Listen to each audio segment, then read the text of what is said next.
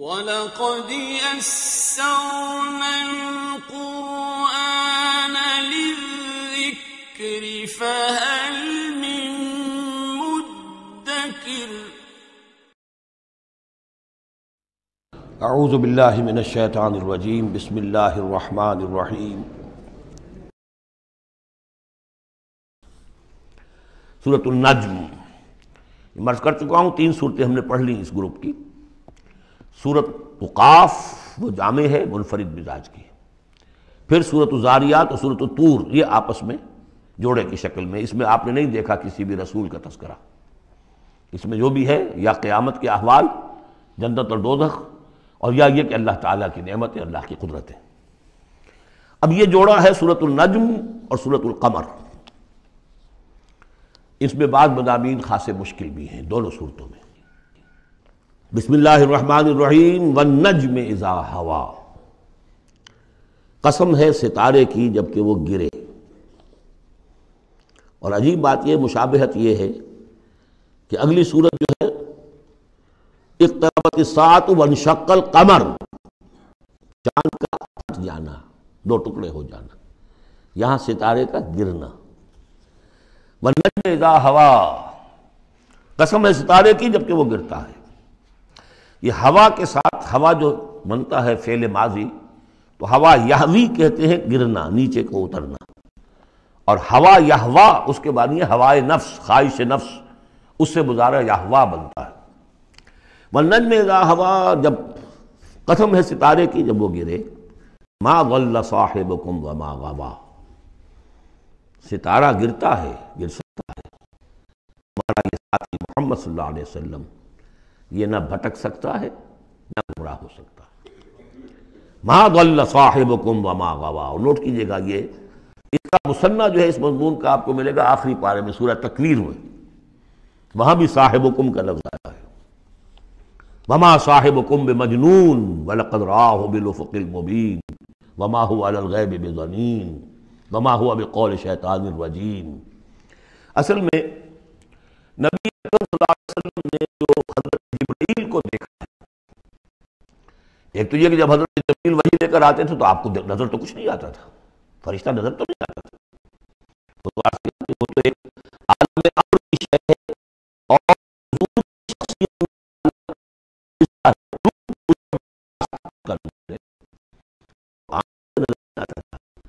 اس وحی کو آپ اپنے ان کاموں سے نہیں سنتے تھے، وہ تو نغمہ وہی ہے نغمہ کہ جس کو روح سنے اور روح سنائے۔ اور ویسے جب حضرت جبرائیل آتے تھے انسانی شکل میں، وہ ایک بالکل دوسری شکل ہے۔ وہ تو یہ کہ حضرت دحیہ کلبی جو ہے رضی اللہ تعالیٰ عنہ، وہ بہت حسین صحابہ میں سے بہت صحیح حسین انسان تھے، ان کی شکل میں بالعموم ان کی صورت میں حضرت جبرائیل آتے تھے، لیکن وہ وحی نہیں شمار ہوتی۔ ہم نے ام السنہ وہ حدیث جس میں جبرائیل آئے اور حضور نے فرمایا جبریل تھے جو تمہیں تمہارا دین سکھانے آئے تھے، لیکن وہ قرآن میں نہیں ہے، ام السنہ ہے، وہ قرآن نہیں ہے۔ البتہ یہ کہ حضرت جبرائیل کو ان کی اصل ملک کی شکل میں حضور نے اپنی ان آنکھوں سے 2 مرتبہ دیکھا ہے۔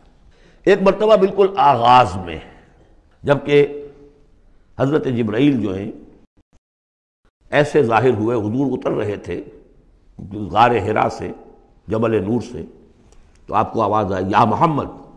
یہ پہلی وحی کے بعد جو فترت ہوئی ہے، کچھ عرصے کے لیے وحی رکی رہی، اس وقت واقعہ پیش آیا۔ آپ نے سامنے دیکھا، پیچھے دیکھا، کوئی نہیں، نظر کوئی نہیں آیا۔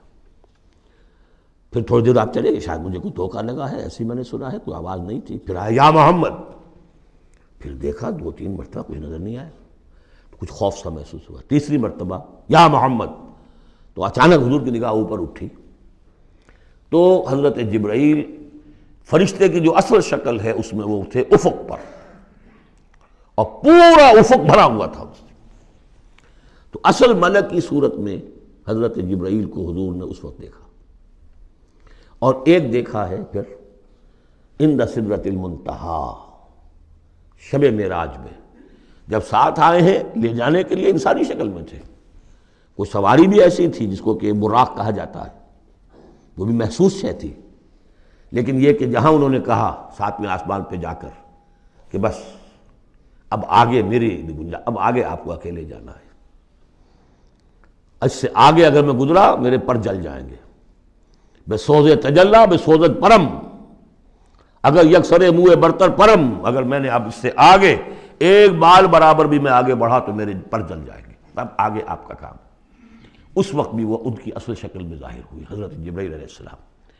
یہ بات اس لیے ضروری ہے کہ جیسے محدثین جو ہیں وہ اس کی تحقیق کرتے ہیں کہ حضور سے کس نے سنا، اس سے جو روایت کر رہا ہے کہ میں نے اس صحابی سے سنا جو تابعی ہے، آیا ان کی ملاقات بھی ثابت ہے کہ نہیں؟ تابعین کے طبقے کا ایک شخص وہ ہے کہ جس کی عمر ابھی 6 برس کی تھی کہ وہ صحابی فوت بھی ہو گئے، اور وہ کہہ رہا ہے میں نے ان سے سنا، تو پھر وہ حدیث جو ہے محدثین اس کو قبول نہیں کریں گے۔ وہ دیکھتے ہیں کہ لنک جو ہے مضبوط ہونا چاہیے۔ روایت ہے نا، ان فلاں ان فلاں ان فلاں، حضور سے فلاں صحابی نے سنا، اس نے سنا، اس تابعی نے سنا، یہ لنک جو ہے یہ ملاقات ثابت ہونی چاہیے۔ تو چونکہ جو حدیث اللہ ہے، یہ قرآن کیا ہے؟ حدیث اللہ، یہ حدیث ہے، احسن الحدیث اللہ الذی انزل احسن الحدیث کتابا متشابہا مثانیہ، یہ ہم پڑھ چکے ہیں سورہ زمر میں۔ اس حدیث کا، یہ حدیث اللہ سے کس نے سنا؟ جبرائیل نے۔ جبرائیل سے کس نے سنا؟ محمد نے۔ تو ان کی ملاقات ثابت ہے۔ اصل ملکی شکل میں حضرت جبرائیل کا دیکھا جانا اس اعتبار سے بہت اہم ہے، اس لنک کو اسٹیبلش کرنے کے لیے اس کو یہاں پہ بیان کیا جا رہا ہے۔ ما ضل صاحبکم وما غوا، تمہارے یہ ساتھی ہے لوگوں، یہ محمد نہ بہکے ہیں اور نہ بے راہ ہوئے ہیں، نہ بھٹکے ہیں۔ وما ينطق عن الهوى، اور یہ جو کچھ کہہ رہے ہیں اپنے جی سے نہیں کہہ رہے، خواہش نفس سے نہیں کہہ رہے۔ ان هو الا وحی یوحی، نہیں ہے یہ مگر وحی جو ان کی طرف کی جا رہی ہے۔ علمہ شدید القویٰ، انہیں تعلیم دی ہے، سکھایا ہے اس نے جو بہت طاقت والا ہے۔ یہاں حضرت جبرائیل ہیں جو مراد ہیں۔ علمہ شدید القویٰ، یہ قرآن کس نے سکھایا محمد کو؟ شدید القویٰ، ذو مرۃ، وہ بڑا زور آور ہے، فاستویٰ، وہ سیدھا ہوا، وہو بالافق الاعلیٰ، اور افق اعلیٰ کے اوپر وہ محمد کو نظر آ رہا تھا صلی اللہ علیہ وسلم۔ ثم دنا فتدلی، پھر ذرا نیچے کو لٹکا، قریب آیا، فکان قاب قوسین او ادنیٰ، اور پھر وہ اتنے قریب آ گیا کہ جیسے 2 کمانوں کا فاصلہ ہو یا اس سے بھی قریب۔ فاوحیٰ الی عبدہ ما اوحیٰ، پھر اس نے وحی کی اللہ کے بندے کی طرف جو وحی کی۔ وہ وحی کون سی تھی؟ وہ ہے اصل میں وحی رسالت۔ وحی نبوت جو تھی وہ تو شروع میں آ چکی، اس کے بعد یہ فترت ہو گئی تھی، کچھ وقفہ پڑ گیا تھا۔ شروع میں وحی جس سے کہ حضور کی نبوت کا ظہور ہوا ہے وہ تو ہے اقرا بسم ربک الذی خلق، خلق الانسان من علق، اقرا وربک الاکرم الذی علم بالقلم، علم الانسان ما لم یعلم۔ لیکن اب یہ سورہ مدثر کی آیات اس وقت نازل ہوئیں، یا ایھا المدثر، جب حضور گھر آ گئے اور پھر آپ نے اپنی اہلیہ سے کہا، خوف زدہ تھے جو بھی منظر دیکھا تھا، ملک کی شکل، فرشتے کی شکل، اب وہ تو حضور ہی نے دیکھا جو دیکھا، ہم تو نہیں سمجھ سکتے کہ آپ نے کیا دیکھا۔ لیکن یہ کہ اس کے بعد آپ آئے، آپ نے کہا مجھے کمبل اڑا دو، لحاف اڑا دو، لحاف اوڑھ کر آپ لیٹ گئے، تو پھر وہ وہی یا ایھا المدثر قم فانذر وربک فکبر، اے لحاف میں لپٹ کر لیٹنے والے کھڑے ہو جاؤ اور خبردار کرنا شروع کر دو لوگوں کو۔ اور تمہاری اس دعوت کا نقطۂ آغاز تو انذار ہے، اور اس کا ہدف دنیا میں تکبیر رب ہے، رب کو بڑا کرو، اس کی بڑائی منواؤ، اس کی بڑائی نافذ کرو، اس کا نقشہ کھینچا گیا ہے۔ علمہ شدید القویٰ ذو مرۃ فاستویٰ وہو بالافق الاعلیٰ ثم دنا فتدلی فکان قاب قوسین او ادنیٰ فاوحیٰ الی عبدہ ما اوحیٰ ما کذب الفؤاد ما رأیٰ۔ جو کچھ انہوں نے دیکھا ان کے دل و دماغ نے اسے جھٹلایا نہیں، یہ نہیں کہا کہ نہیں یہ کیا ہے۔ دیکھیے ایسا ہوتا ہے کہ کوئی غیر معمولی سی بات آپ دیکھیں تو ایک شخص ہو جاتا ہے، میں خواب دیکھ رہا ہوں یا حقیقت دیکھ رہا ہوں۔ آنچی نہیں بینیم میں بیداریس تو یارم یا بے خواب، اے اللہ جو میں دیکھ رہا ہوں یا ہم دیکھ رہے ہیں یہ بیداری میں دیکھ رہے ہیں، یہ خواب میں دیکھ رہے ہیں، وہ غیر متوقع چیز۔ لیکن نبی کو کوئی شک نہیں ہوا، ما کذب الفؤاد ما رأیٰ، یکسوئی کے ساتھ دل و دماغ اور جو بھی آپ کی آنکھ دیکھ رہی تھی ان میں کوئی کانفلکٹ نہیں تھا۔ ما کذب الفؤاد ما رأیٰ فتمارونہ علی ما یریٰ، تو کیا تم اس سے جھگڑتے ہو اس چیز پر کہ جسے وہ دیکھ رہا ہے؟ اقبال نے کہا نا کہ قلندر ہرچے گوید دید گوید، جو شخص اپنا دیکھی ہوئی چیز بیان کر رہا ہے تم اس سے جھگڑ رہے ہو، تمہارے لیے تو وہ ایک غیب کی خبر ہے، اس نے تو دیکھا ہے۔ افتمارونہ علی ما یری وَلَقَدْ رَآهُ نَزْلَةً أُخْرَىٰ، اس نے تو ایک مرتبہ اور بھی دیکھا۔ کہاں دیکھا؟ عند سدرۃ المنتہیٰ، شب معراج میں سدرۃ المنتہیٰ، کوئی بیری کا درخت ہے، وہ کیسی بیری ہے؟ ساتویں آسمان کی بیری، وہ آخری حد ہے، مخلوق کوئی اس سے آگے نہیں جا سکتی۔ اس سدرۃ المنتہیٰ، منتہا نہایت، حد، جہاں کی حد ہو گئی، وہاں تک حضور پہنچے ہیں، سدرۃ المنتہیٰ تک۔ اندہا جنت الماوا، اور سب سے اونچی جو جنت ہوگی جنت الماوا، وہ اس کے قریب ہی ہے، وہ بھی ساتویں آسمان پر ہے۔ یہ تو درجہ بدرجہ ترقی ہوتی جائے گی نا، پہلی ضیافت جو ہے، پہلی نزل جو ہے وہ تو اسی زمین پر ہو جائے گی، پھر جو ترقی ہوں گی اپنے اپنے مدارج، اپنے اپنے مراتب، اپنے اپنے مقامات، اپنے اپنے ایمان کی گہرائی، اپنے اپنے اعمال صالحہ، اپنا اپنا انفاق مال و جان، اس کے حوالے سے درجے ہوں گے۔ اندہا جنت الماوا اذ یغشی السدرۃ ما یغشی، جبکہ ڈھانپے ہوئے تھا اس بیری کو جو ڈھانپے ہوئے تھا۔ اب تمہیں کیا بتائیں کیا ڈھانپے ہوئے تھا، تم نہیں سمجھ سکتے۔ دیکھیں کس طریقے سے اذ یغشی السدرۃ، کوئی انوار الہیہ کا کوئی ایسا نزول ہے وہاں جو زبان میں ادا نہیں ہو سکتا، کوئی الفاظ نہیں ہے کہ جو ان کی تعبیر کر سکے، اس پر انوار الہیہ کا کوئی نزول ہے۔ اذ یغشی السدرۃ ما یغشی، جبکہ چھایا ہوا تھا اس بیری کے اوپر جو چھایا ہوا تھا، جبکہ ڈھانپا ہوا تھا اس بیری کو جس نے ڈھانکا ہوا تھا۔ ما زاغ البصر وما طغی، نبی کی آنکھ اس وقت نہ کج ہوئی نہ حد سے بڑھی۔ یہ دو انتہائیں ہوتی ہیں، ایک تو یہ کہ آپ کسی انٹینس لائٹ کو فیس نہ کر سکے تو نگاہ ہٹائیں گے آپ، یا جھپک لیں گے، فیس نہیں کر سکتے اگر آپ میں ہمت نہیں، استعداد نہیں ہے۔ نبی کا ظرف اتنا تھا کہ ان انوار الہیہ کا براہ راست مشاہدہ کیا ہے، اور نگاہ آپ کو ادھر ادھر کرنے کی ضرورت پیش نہیں آئی۔ لیکن طغیٰ ایک حد ادب بھی ہوتا ہے جس سے آگے انسان کو نہیں جانا چاہیے۔ نگاہ جو ہے اس نے بے ادبی کی روش بھی اختیار نہ کی۔ علامہ اقبال نے، واقعہ یہ ہے کہ اس آیت کو میں نے سمجھا علامہ اقبال کے ایک شعر سے، اور اکثر و بیشتر لوگ نہیں سمجھ سکے اس آیت کو۔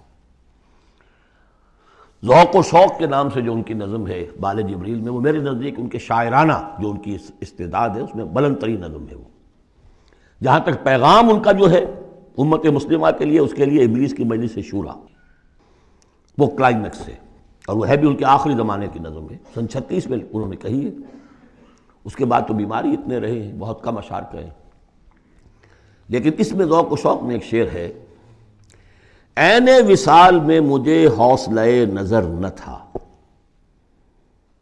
عین وصال میں مجھے حوصلہ نظر نہ تھا، گرچہ بہانہ جو رہی میری نگاہ بے ادب، میری نگاہ بے ادب بہانہ تلاش کرتی رہی کہ میں مشاہدہ براہ راست کروں، حالانکہ عین وصال ہے اس وقت، لیکن یہ کہ میرے اندر حوصلہ نہ تھا کہ میں حسن کا براہ راست مشاہدہ کر سکوں۔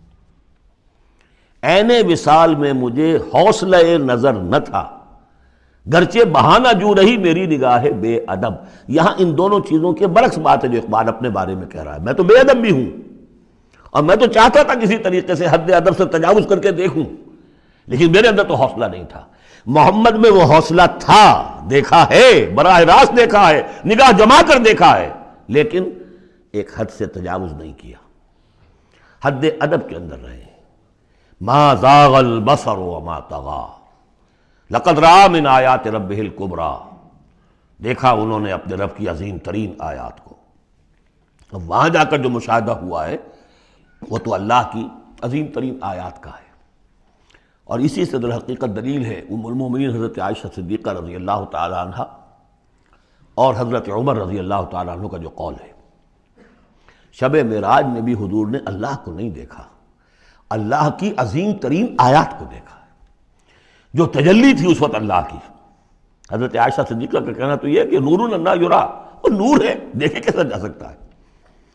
بہرحال وہاں بھی قرآن جو کہہ رہا ہے وہ یہ نہیں کہہ رہا ہے کہ اللہ کو دیکھا، نہیں، جیسے کہ وہ جو شب معراج میں پہلا سفر کا حصہ تھا زمینی، مسجد حرام سے مسجد اقصی تک، سبحان الذی اسری بعبدہ لیلا من المسجد الحرام الی المسجد الاقصی الذی بارکنا حولہ لنریہ من آیاتنا، وہاں پر بھی اللہ نے اپنی آیات کا مشاہدہ کرایا، لیکن وہ زمینی آیات ہیں اللہ کی، وہ برکات جو ہیں زمینی ہیں۔ یہ تجلی جو ہو رہی ہے یہ ہو رہی ہے اس سدرۃ المنتہا پر، آخری حد ہے، مخلوق کی آخری حد ہے۔ اس سے آگے کہیے حرم ہے، حریم ذات ہے اللہ کی، جس میں کسی غیر کا کوئی دخل ممکن نہیں۔ اس حد پر جا کر جو وہاں تجلیات باری تعالیٰ تھے ان کا مشاہدہ کیا ہے۔ لقد رأى من آیات ربہ الکبریٰ افرأیتم اللات والعزیٰ، اب یہاں مضامین وہی شروع ہو گئے ہیں جو مکی صورتوں کے ہیں۔ تو کیا تم نے دیکھا ہے، دیکھو تو غور تو کرو تم لوگوں، تم نے لات اور عزیٰ کے بارے میں غور کیا، اور منات الثالثۃ الاخریٰ، تم نے یہ تین دیویاں بنا رکھی ہیں۔ الکم الذکر ولہ الانثیٰ، کیا تمہارے لیے تو مذکر بیٹے تمہیں پسند ہیں اور اس سے تم نے بیٹیاں الاٹ کی ہیں؟ تلک اذا قسمۃ ضیزیٰ، یہ تو بڑی بھونڈی تقسیم ہے جو تم نے کی ہے، کہ خود اپنے لیے بیٹے پسند ہیں، اللہ کو الاٹ بھی کی تو بیٹیاں، اور ان کی حقیقت کوئی ہے ہی نہیں۔ ان ہی الا اسماء سمیتموہا انتم وآباؤکم، یہ کچھ نہیں ہے سوائے اس کے کچھ نام ہیں جو دھر لیے ہیں تم نے اور تمہارے آباء و اجداد نے۔ ما انزل اللہ بہا من سلطان، اللہ نے ان کے لیے کوئی سند نہیں اتاری۔ ان یتبعون الا الظن وما تہوی الانفس، یہ نہیں پیروی کر رہے مگر اپنے صرف ظن کی، اپنے گمان کی، ظن و تخمین، اٹکل پچو، یا تہوی الانفس جو خواہش نفس ہے، وشفل تھنکنگ ہے، انہوں نے کچھ چیزیں بنا لی ہیں اپنی خواہشات ہی کو عقائد کی شکل دے دی ہے۔ وَلَقَدْ جَاءَهُم مِّن رَّبِّهُمُ الْهُدَىٰ، جبکہ ان بدبختوں کے پاس ان کے رب کی طرف سے یہ الہدا آ گیا، قرآن آ گیا، محمد آ گئے۔ ام للانسان ما تمنا، کیا انسان کو وہ مل جائے گا جس کی وہ آرزو کرتا ہے؟ فللہ الآخرۃ والأولیٰ، آخرہ اور اولا، اولا دنیا، سب اگلا پچھلا، آخرہ اور دنیا، سب کا اختیار مطلق اللہ کے ہاتھ میں۔ وَكَم مِّن مَلَكٍ فِي السَّمَاوَاتِ لَا تُغْنِي شَفَاعَتُهُمْ شَيْئًا، اور کتنے ہی فرشتے ہیں آسمانوں میں کہ ان کی شفاعت ان کے کسی کام نہیں آئے گی۔